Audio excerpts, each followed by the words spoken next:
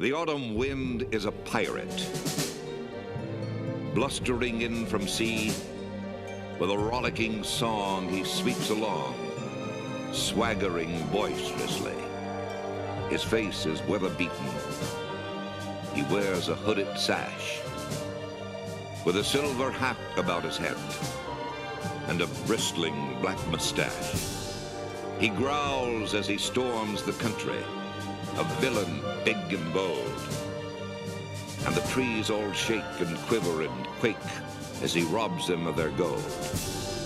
Raider Nation, there have been some rumblings about a proposed trade that would send second-year tight end Michael Mayer to the New York Jets. Brock Bowers, our 13th overall pick, had a huge game against the Ravens, and it's looking like so far he's everything we expected him to be when we drafted him coming out of Georgia with the 13th overall pick.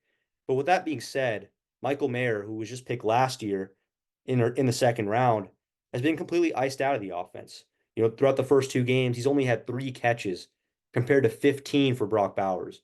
So, throughout the offseason, everyone was saying that we were going to run dual tight end sets, that 12 personnel, but that hasn't been the case so far because when Bowers has been on the field, Michael Mayer has been taken off and vice versa. So we haven't been running that 12 personnel sets, and you can only really have one tight end do well in this offense. That's what Luke Getsy has shown so far throughout the first two games. And so on the Jets' point of view, they don't really have an established tight end. They have Tyler Conklin, who is decent. I would say he's a serviceable depth guy at best, but he's not your tight end one that you want going into the season. And in fact, going into the draft last year, the Jets were rumored to be interested in Brock Bowers. And they, in fact, took Olu Fashanu, offensive tackle out of Penn State. So they've ended up passing on Bowers. But Aaron Rodgers has been vocal that he needs his tight ends. He wanted Brock Bowers in the draft. That's been reported. That's out there in the media. And so I think he'd be on board for this trade.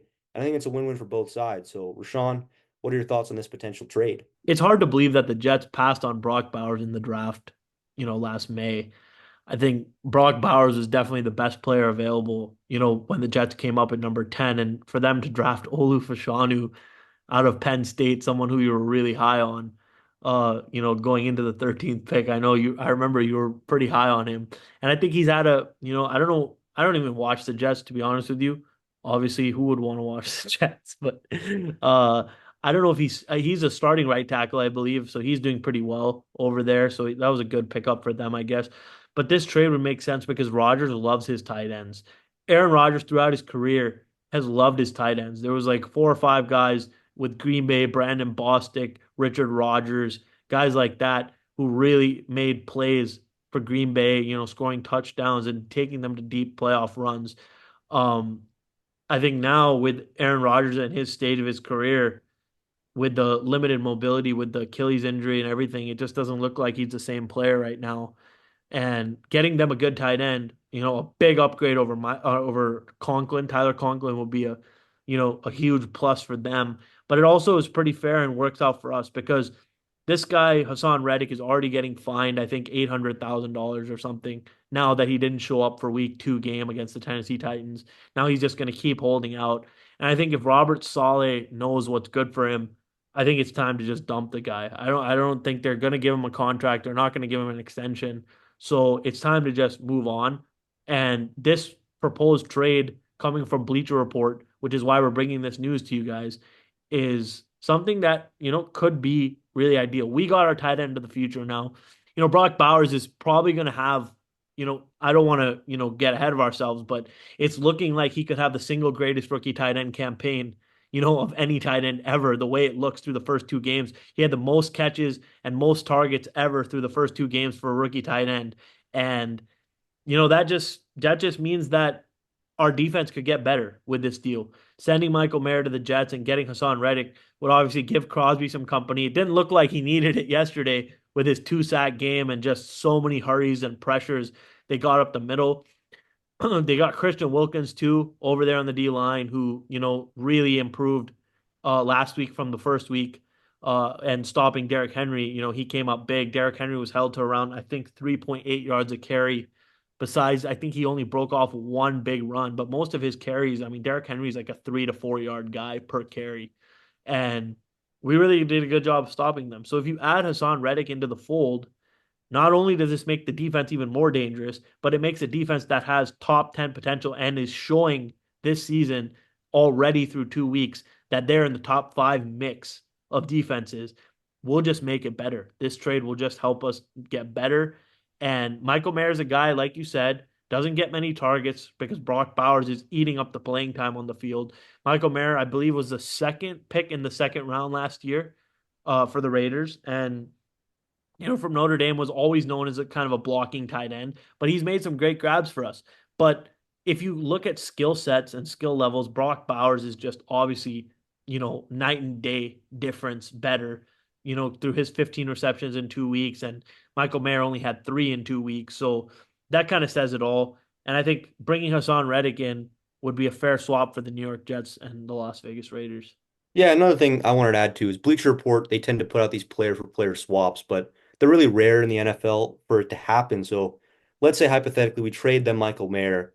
We don't have to necessarily get a player in return like Hasson Reddick. We can in fact get picks or something like that, maybe a second or third round pick. Mayer, like you mentioned, was picked in the second round himself. So I could see us getting a second or third round pick in return. And when you look at our season outlook, we're not going to have a top five pick. Our roster is getting better. Offensive line is getting better. The quarterbacks are settling in. We're going to be in that wild card 9-10 win range. And so if we want a franchise quarterback in next year's draft, we got to stockpile those picks. You need to have those assets if you want to move up in the draft and get your franchise guy, whether that's a Carson Beck, Shedeur Sanders, whoever it may be. So you're going to need to accumulate picks. And I think Michael Mayer is someone you can trade, get that pick, and then you can use to get your quarterback of the future. Because like you mentioned, Brock Bowers is our tight end in the future. He is whatever you want in a tight end. He's got the route running, he's got the blocking, he's got the sure hands, speed, everything you want in a tight end, Brock Bowers has. So there's not really a real use of having two dynamic tight ends. You might as well trade the lesser of those to the Jets and get something in return. If that's Hasson Reddick, great. You add to your defense. You help Max Crosby out.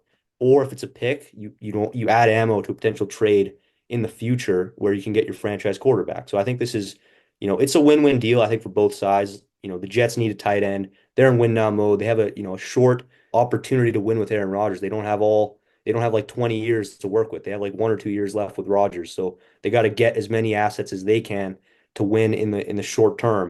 I will say though, after the win over the Baltimore Ravens yesterday, regardless if the Raiders trade for Hassan Reddick and get rid of Michael Mayer or whatever it is, I think, the tide has shifted from that fourth quarter. The offensive line really came to play in that fourth quarter. Allowed the sack early in the fourth quarter. However, on the last two drives, kept Gardner Minshew clean, let him look downfield. And ladies and gentlemen, the Raiders are coming, man. The Raiders are coming, and the NFL should be scared with the defense that we have. Yeah, Raider Nation season prospects are looking up, so be sure watch out for some content. We're going to be coming more consistently now. And Raider Nation, we just hit monetization just a few days ago, and we couldn't have done it without your support. So continue liking the videos, sharing the page with your friends, leaving comments down below, and most importantly, hit that subscribe button. It goes a long way for us, and it helps us out tremendously. Completely free for you guys. All it is that click of a button. And I want to take some time, shout out our sponsor, Smackin' Sunflower Seeds. We're going to leave a link down below in the description. Me and Rashawn really love those snacks. We love sunflower seeds. So if you guys do as well, check out the link in the description and go buy yourself some sunflower seeds. The Raider Nation, till next time, thank you guys.